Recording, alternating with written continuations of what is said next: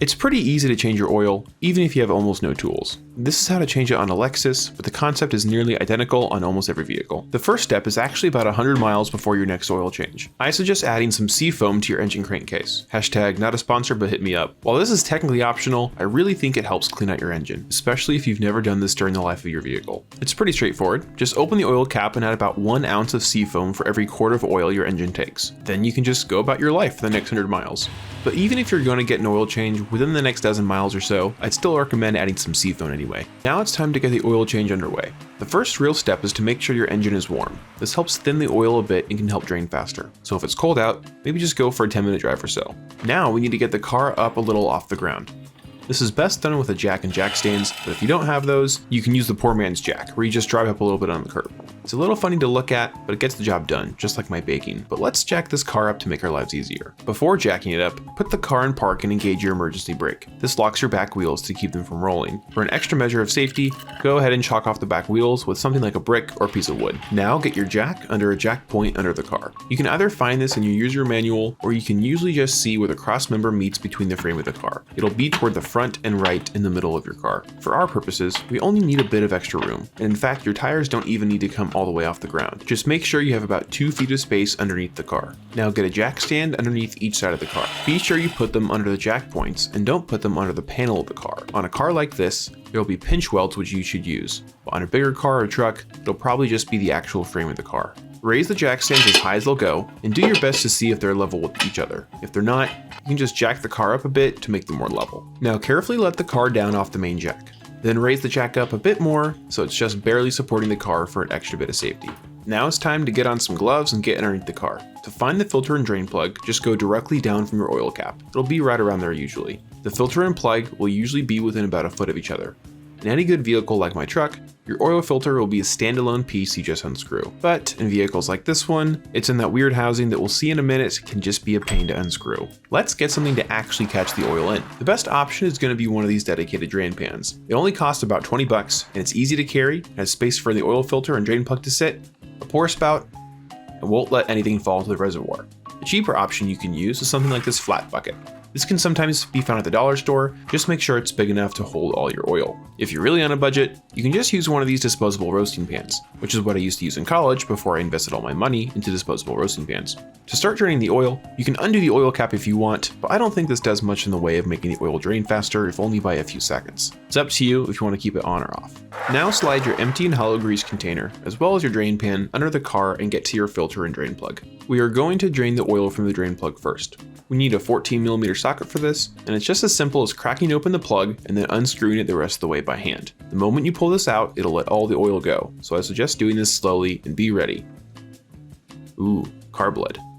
Don't drink this. Now the oil's flowing, and it's best to just keep that plug in the pan with everything else.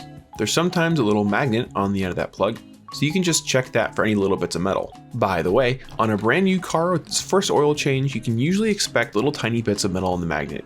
This is because the crankcase is still being broken in. If you're seeing excessive amounts of metal in the car that has over 100,000 miles, then I'd take it to a shop. Let the oil drain completely until it's just barely dripping. It's a good idea to check and see if your oil looks glittery, which tells you there's metal shavings in it. Or if it looks like a chocolate milkshake, that means you have coolant in it.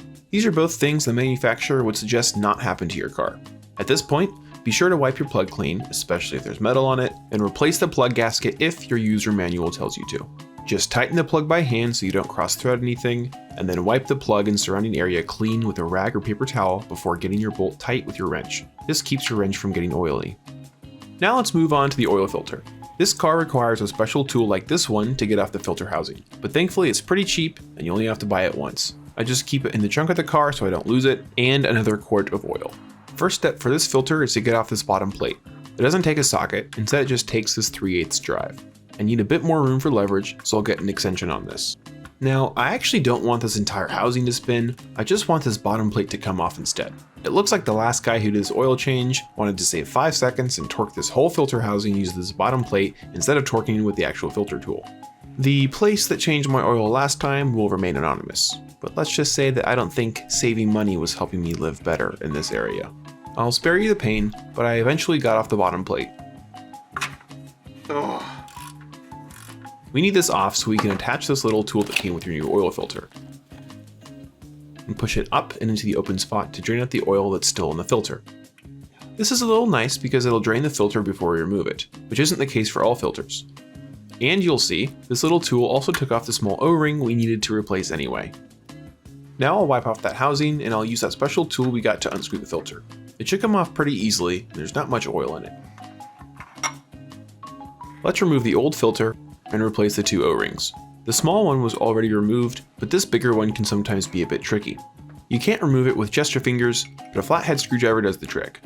Just don't scratch any threads with it. We have our new O-ring, but we need to lubricate it with some oil so it slips on easily and seals better. And yes, I'm using some of the old oil, but I'm not concerned since this is a pretty recent oil change. Then do the same thing with the small O-ring, and it does seem a bit too big, but it's actually not. Just set it in that little cavity and you're good to go. Then press on the new filter. Yes, it looks a bit different, but this one is original from the manufacturer, so it's fine. It's time to install this whole thing, and you don't need to pre-fill this filter with any oil. Let's screw on that little bottom plate from earlier and get it finger tight. Then we just screw on the whole housing by hand. It'll go on easy at first and then get a bit difficult to screw. But that's just because the new O-ring is doing its job. This would be a lot harder and could even damage the O-ring if it were dry. Again, before we get any tools on this, just wipe it dry. And let's use that metal wrench like last time to tighten it. You usually want to tighten an oil filter by hand, but this one is a bit difficult to get to, so we'll just use a light pressure to get this snug. And snug up the bottom plate too, but we've learned our lesson about it being too tight, so just get it snug. Wipe it all down again, and it's time to fill up the oil. Let's jack up the car a little bit and remove the jack stands. Then let the car down nice and easy so it's all level. The kind of oil you need and how much oil you need will be found in your user manual, but also the type of oil can sometimes be found on your oil cap. In my case, we need to use OW20, which is a relatively thin oil, and I always suggest using full synthetic. Project Farm has a great video where he tests the different price points of oil, and I highly recommend checking it out. We need 6.4 quarts, and this one container is 5 quarts, so we'll need this whole bottle and a bit more. Let's get that cap off and clean our funnel we're going to use. They make special ones for this kind of thing, but this cheap one will work just fine. And what I've demonstrated is how to not pour oil into the funnel, otherwise oil will splash everywhere. They give you those handles on the bottle to make you look stupid. Instead, we need to pour out the side of the bottle so it doesn't glug glug glug and get oil everywhere.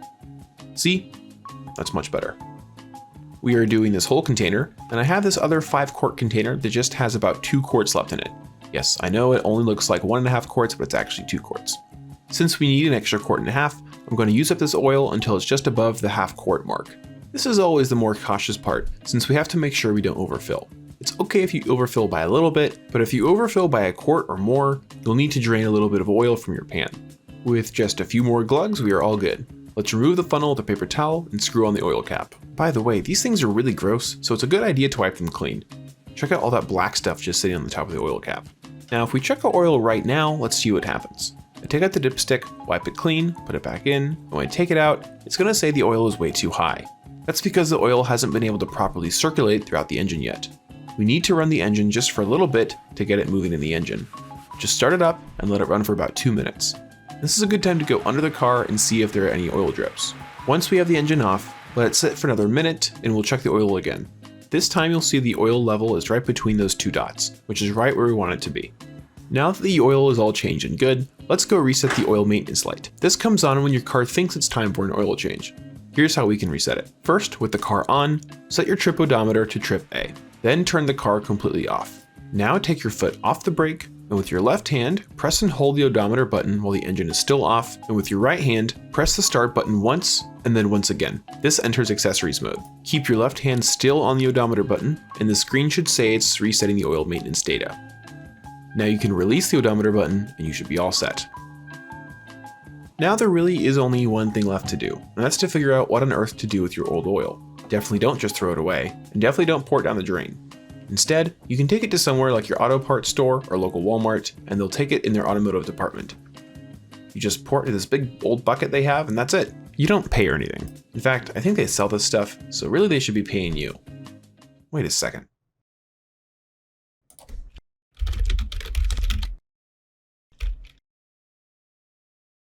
Oh.